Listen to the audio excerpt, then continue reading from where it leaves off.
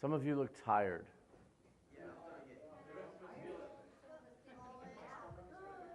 Some of us were rudely awakened. Some of us got up earlier than the rest of us. And what? Nothing. Go ahead, keep going. What? Huh? Nothing. I had coffee. No, I'm fine. I was rudely awakened, but then I had 2 cups of coffee, so I am totally good. Huh? All right, so who are we talking about?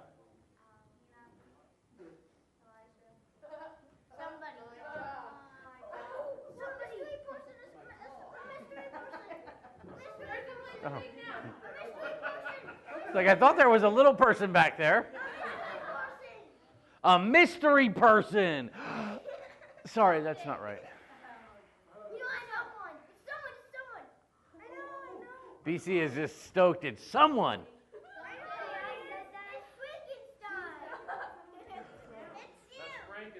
Starts with Eli. Ends with Jah. Okay. What does Elijah mean? Close. Close. Wait, which part is close? The God part. Well, there are 2 names of God actually in Elijah's name. You have El, which is God, and Jah, which is God. It's like God is God, or my God is God. God is God. So, yeah. Or my God is God. And so that fits with Elijah's life pretty well. All right, so thinking about Elijah, and we've covered too much ground now for me to go all the way back, right? So there was the whole Ahab, you're a jerk. We're gonna have a famine. This is the prophet Elijah talking to the king of Israel, and suddenly it didn't rain for how long? 3 years, 7 years. 40 years. Oh my goodness. 3 years. A while. 3 years. Are you sure we want to do trivia?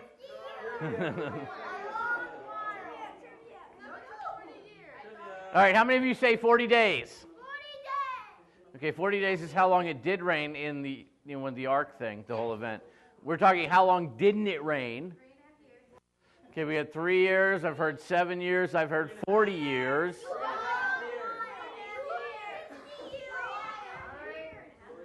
All right, so ready? Here, I'll put this to bed. It was 3 years. Okay, so Ahab, you're a jerk. It's not going to rain again until I say it's going to rain again, and I'm not going to say it's going to rain again until God tells me to tell you it's going to rain again. And so Ahab is the king of Israel, but suddenly it's kind of dry, and Elijah runs off to the brook. Cherith. Hey, you remember that? You can't remember 3 years. That's awesome. So he runs off to the brook Cherith where he eats McRaven. Not really the ravens, just whatever they bring him. And he drinks water that's there at the brook, and all of a sudden one day he gets up and it's McMud, and he has to move where? Zarephath. Good job. He goes all the way up to Zarephath, which is just south of Sidon, if you're looking on a map along the coast of the Mediterranean. And while he's there, he runs into a little widow lady whose name was? We don't know. We still don't know. Good. And so he runs into a widow lady whom God has appointed for him to stay with, and she's going to take care of him. And so she is making cakes out of a flour pan that is empty, and making cakes out of an oil bin that is empty. And this one cruse of oil and this one pan of flour that were empty when he got there last for how long? The rest of the 3 years. And that's a long time to use no flour and no oil for a long time. And so he's there for these many years, and then God says, all right, Elijah, it's time to go talk to Ahab. And so he runs off, and he finds who? Not the prophet, but a guy named Obadiah. And he gets to Obadiah, and he says to Obadiah, I want you to go find your boss, because I need to have a word with him. And Obadiah's like, what did I do to offend you? Because I'm going to go get Obadiah, and you're going to disappear, and Obadiah, and then Ahab is going to be upset, and he's going to want to behead somebody, and I'm going to be the closest somebody. And that doesn't work for me. And Elijah says, no, I'll stay right here. And so Obadiah runs off, and he gets Ahab. Ahab comes back. They have a big confrontation, and Elijah says, Ahab, you think you're so hot? You bring your prophets to Mount Carmel, and I'll bring myself to Mount Carmel, and we'll have us a good old-fashioned God throwdown.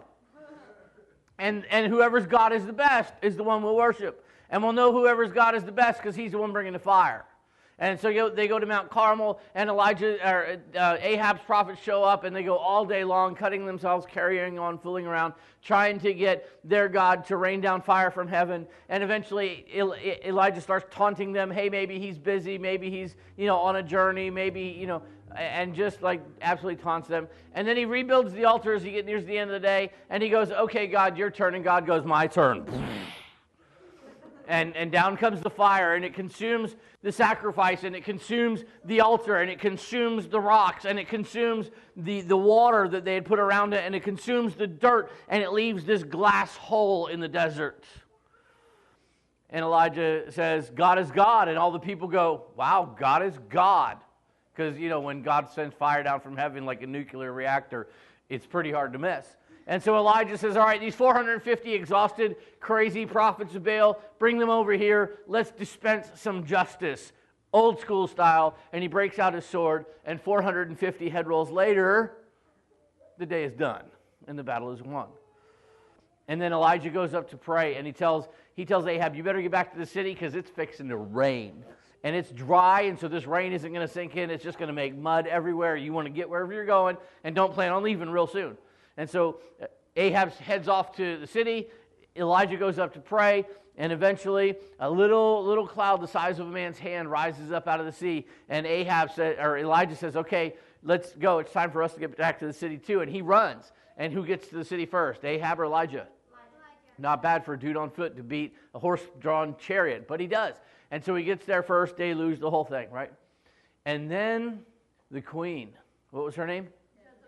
Jezebel speaks up, and she says, you have made a mockery out of our gods and out of our authority and out of all of these things, so I'm going to kill you. Which was a problem for Elijah, because though he had immunity with Ahab, he didn't have immunity from Jezebel. And so Elijah starts running. You remember this? God, I want to die. And God's like, well, then stop running. Because Jezebel will do that for you. Of course, he didn't really want to die. We never want to die when we say we want to die. So he's just discouraged. He's depressed. And he gets off to this place. And God says, Elijah, you have done serious battle. And you have won serious victory. But you're tired. And so he gets into a place. And he begins to take care of him. Food, sleep, alternating. It's a great pattern when you're tired. And then he says, all right, now I want you to go to a mountain. And now that you have restored yourself physically, I'm going to restore you spiritually as I reveal myself to you. And that brings us all the way up to where we are, 1 Kings chapter 19. Maybe I should have told you that ahead of time so you could have found it. 1 Kings chapter 19, we're going to pick up reading, in verse 9. As he's just arriving here on the mountain of God. Yeah, should we do Bibles up? So, no, I don't want to, because if you already have your place, don't lose it. And so he went into a cave, and he spent the night in the place. And behold, the word of the Lord came to him and said to him, what are you doing here, Elijah? And so here's Elijah. He spent the night in the cave. He's on the mountain that God told him to go to. And God says, Elijah, what are you doing here? I'm thinking Elijah's like, God, you told me to come here. What do you mean, what am I doing here? You sent me here.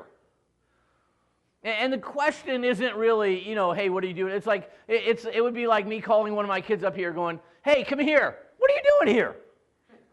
Okay, because we'd all know that makes me a dumb dad, if not a bad dad. And that's not what God is up to here. He's not up to, embarrassing himself, and he hasn't suddenly gone senile. The question isn't, hey, what are you doing here? The question is, why did I have to bring you here?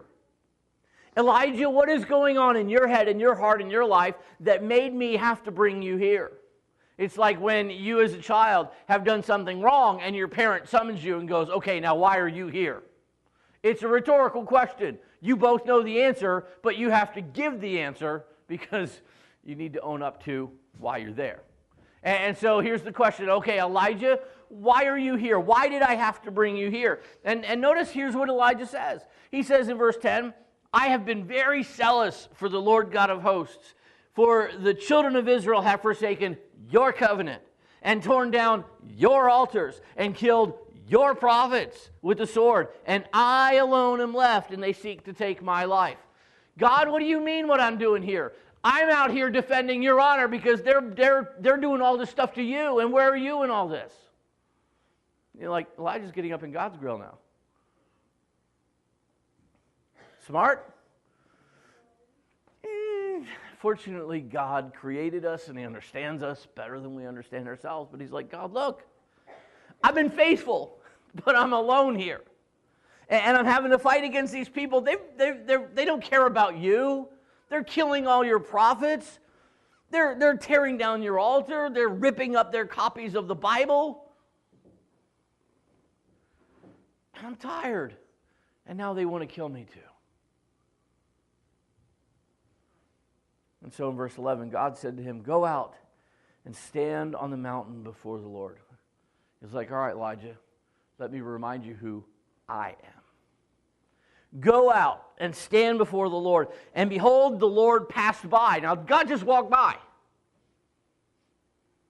And a great and strong wind tore into the mountains and broke the rocks in pieces before the Lord. But the Lord was not in the wind. And so God says, Elijah, come out here. Let me remind you who I am. And he just walks by and the whole mountain starts shaking and rocks started falling. But that wasn't God's revelation. And after the wind, an earthquake. You can imagine, this is a great place to be, right? But the Lord was not in the earthquake. And after the earthquake, a fire. I mean, it's just going from bad to worse.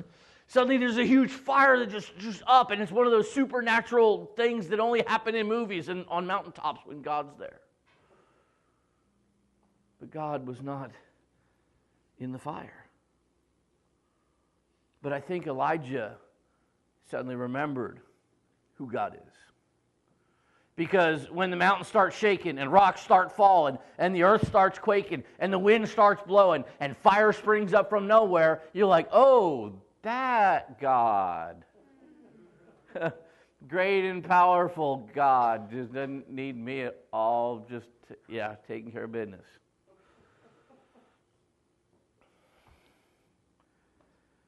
Okay. And then notice the end of verse 12. And after the fire, a still small voice. After the fire, a still small voice. You see, when we need a revelation of God, when we really need to get from God and hear from God and interact with God, it's not going to be in the big and the boisterous and the loud. That's where we tend to look for Him. And that may be where we celebrate Him. Sunday mornings here, I would love it if we were larger and louder. And just absolutely out of our skulls celebrating who God is and what God has done. But when we really need to hear from God, it's not in the large and it's not in the loud. It's in a still, small voice. It's in a place where you're by yourself. It's in a place where there is quiet. Because God doesn't shout. He whispers.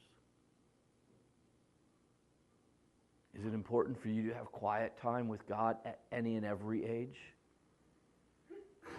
Only if you want to hear from Him. If you're not interested in hearing God's voice, then live life large and loud. But when you need to hear from Him, you got to get alone and you got to get quiet.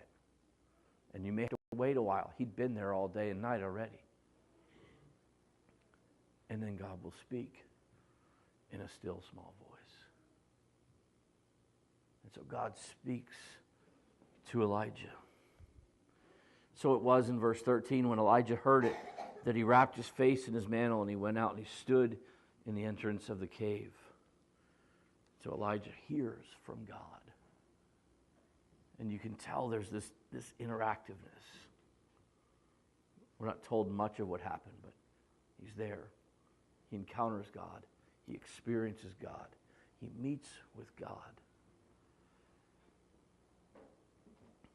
Suddenly, a voice came to him and said, "What are you doing here, Elijah?"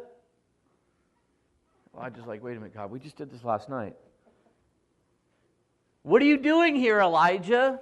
This question, though it is the same question, is a very different question. Because the first question is, why did you make me bring here? Why did you make me bring you here? This question is, okay, Elijah, you've met with me. Why are you still here?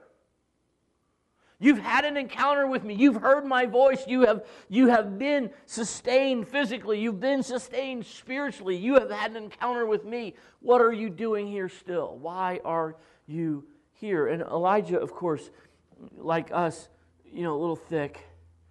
And he said, I've been very zealous for the Lord God of hosts, because the children of Israel have forsaken your covenant, torn down your altars, and killed your prophets with the sword, and I alone am left, and they seek to take my life. And God's like, Elijah, we just did this last night. That's still not the right answer. But Elijah, in this moment, is still feeling discouraged. So God has taken care of the physical things. Sometimes our discouragement is physical, and we need to sleep, and we need to eat, and we need to be restored physically. Sometimes our discouragement is spiritual, and we just need to get alone with God, and we need to hear from God, and we need to experience God's presence again. Elijah has done both of those two things, and so there's only one real thing left. And so God's going to address the last thing to overcome Elijah's discouragement. And so he says in verse 15, the Lord said to him, go. Go. Here's how you deal with discouragement. If you've dealt with the physical and you've dealt with the spiritual, the only thing that's left is the word go. And so he says, go, return on your way to the wilderness of Damascus, and when you arrive, anoint Hazael as king over Syria, and you shall anoint Jehu the son of Nimshi as king over Israel, and Elisha the son of Shaphat of Abel-Meholah you shall anoint as a prophet in your place. Train your replacement.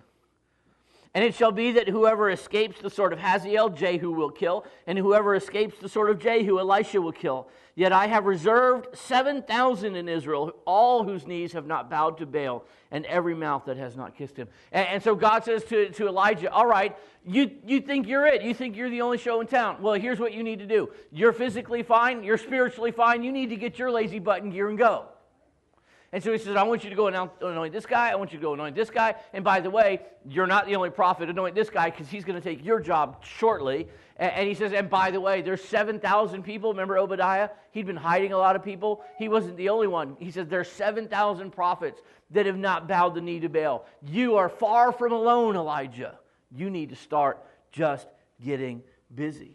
And so while sometimes our discouragement may be physical and we need to eat or we need to sleep, and sometimes our discouragement may be spiritual and we need to get alone with God and have a new experience in God's presence, sometimes our discouragement is simply boredom. We're not doing anything, or we're not doing enough. And so God says, okay, it's time to go.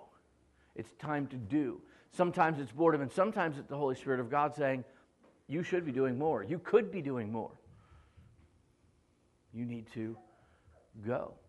Sometimes our discouragement, sometimes our conflict is rooted in our inactivity. One of the things that I am always very leery of, and very scared of actually, is when I begin to see infighting within the church. It does happen, even in our church, as great as I think our church is. Every once in a while, people start skirmishing at each other. Personalities begin to collide, and suddenly somebody starts complaining about somebody else, and this person's complaining about this person. You know what it tells me?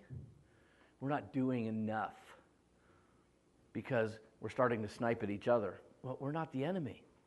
We have an enemy, but we're not the enemy. And when we begin sniping at each other, it tells me we're not engaging the enemy enough. And it's time to go. And so here's Elijah. He's on this mountaintop. He's having a mountaintop experience, quite literally, with God. And God says, all right, Elijah, physically you're good. Spiritually you're good.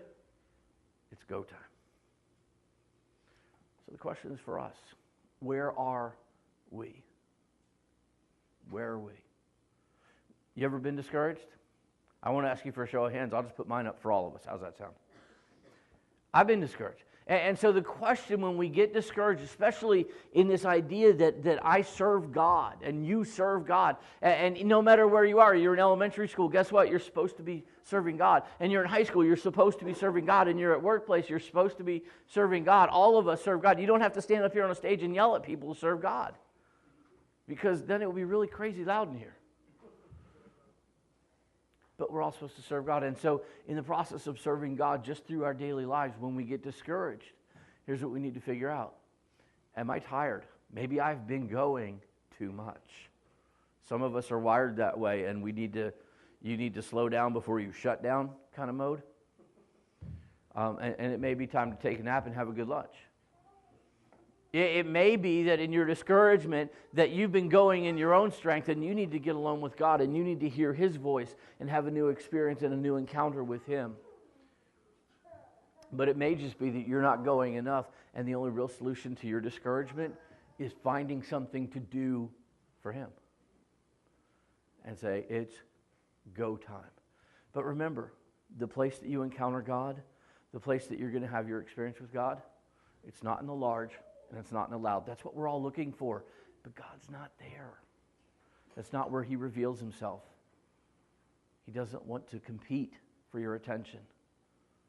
He'll talk to you when He's got your undivided attention. And He's not going to shout. So it's go time, but sometimes it's stop time. Remember where you're going to encounter God. And for some of you, that may be new information. And for some of us, we just need to be reminded because we're so going or so loud. But that's where we encounter God. Good?